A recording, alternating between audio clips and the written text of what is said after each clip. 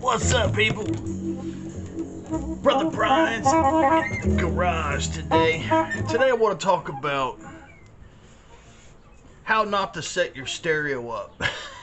Because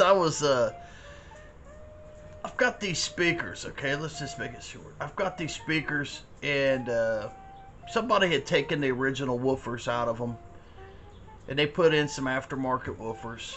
And the woofers are nice, but they weren't really designed and engineered for the crossover that's in the cabinets. Okay, these are some old Advents, I believe. So they're kind of out of balance a little bit. They're out of balance a little bit. So I hooked them up in the garage today. Just playing around. That's what I do. I take stereo stuff and flip flop it. I got stuff, and I mess around with it and play around like a little child with their toys, So I hooked it up today, and I've been fudging around with it. I figured I'd kind of show you what I was doing today. So I'm going to flip the camera around, show you the stereo, how I got it set up, and kind of the do's and don'ts. And most of it's don'ts. But you can take your don'ts and make them work. You can take a setup that you really shouldn't be doing it this way, but you can make it work and you can make it sound nice. So let me show you what I got. Let me flip the camera around. Alright, here's my setup.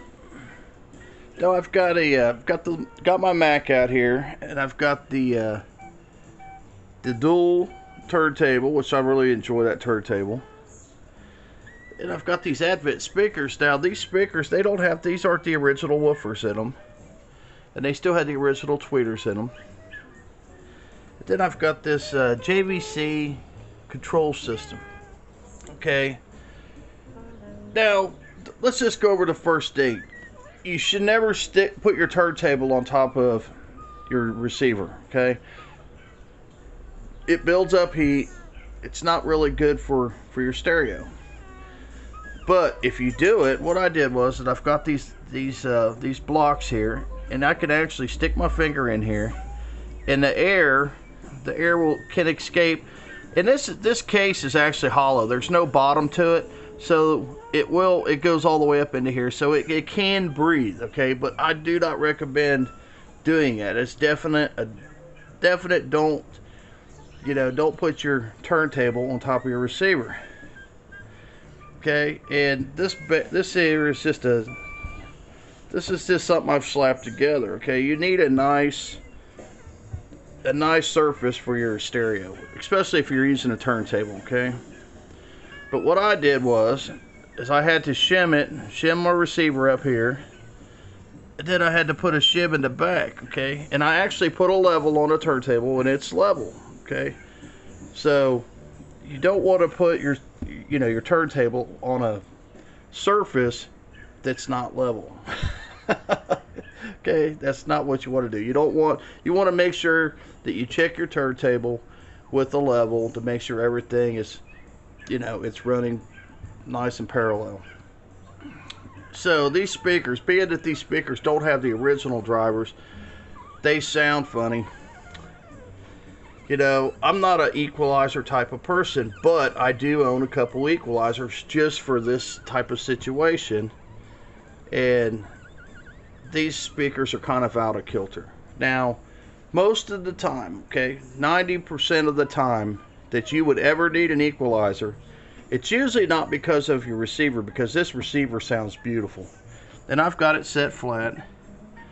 But most of the time, it's your speakers, okay? And a lot of people, they don't like the way their stereo sounds, so they go out and they buy a new stereo and all this stuff. And usually it's not your stereo, it's usually your speakers, because if you get a really nice set of speakers and you got a nice receiver, you do not need an equalizer. Okay, but I enjoy these speakers. I tell you what, I can turn these things up,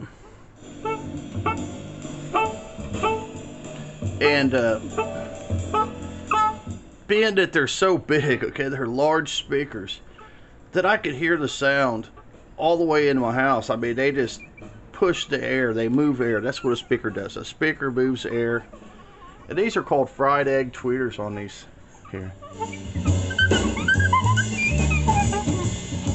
this sound, you know, I had to adjust it. You know, I had to bring the mid-range. They're a little bit wanky on the mid-range right here. This gets a little wanky right here, so pull that down.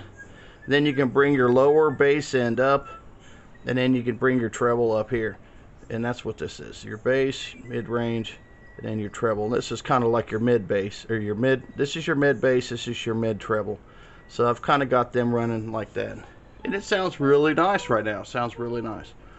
Okay, and another thing that you don't want to do is you don't want to have your speakers sitting on the same surface as your turntable. Okay, that's definite a don't, because then you're going to run into problems with feedback, you know, because these speakers are going to vibrate. The vibration is going to go through here, and you're going to pick up. But these are kind of like isolators. Now they're not 100%, but they do help. These are like foam rubber.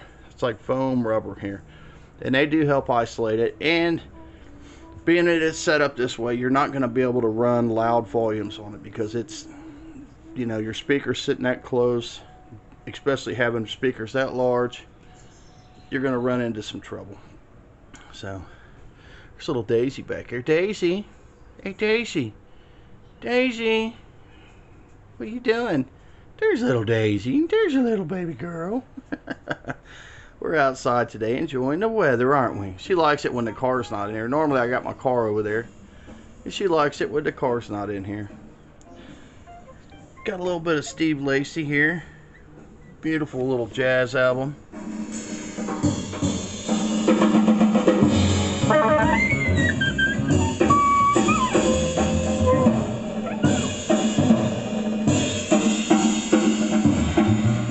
Sounds really good. I mean, these speakers are really fast.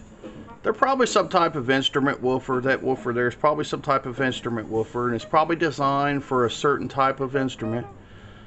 But it's in there nice. They actually put it in nice. It's been sealed. You can put they put a rubber seal in here so it's airtight.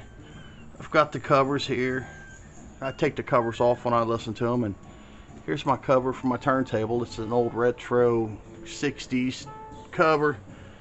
And it works. This system works right now the way it is. You just can't crank it up, and the sound is really nice. So anyway, I just wanted to kind of show you some do's and don'ts. This is really not how you want to have your main system, but this is out in the garage. So, you know, it's not that big of a deal. My house system wouldn't do this. I would have everything isolated. I'd have everything away from each other, and I probably wouldn't have an EQ. I'd have a different set of speakers. But it's the garage system. Anyway, and it's a good little learning point for some of you that are running into problems with your stereo. And hopefully I've helped you out with this. Hey, thanks for hanging out. Brother Brian's out of here.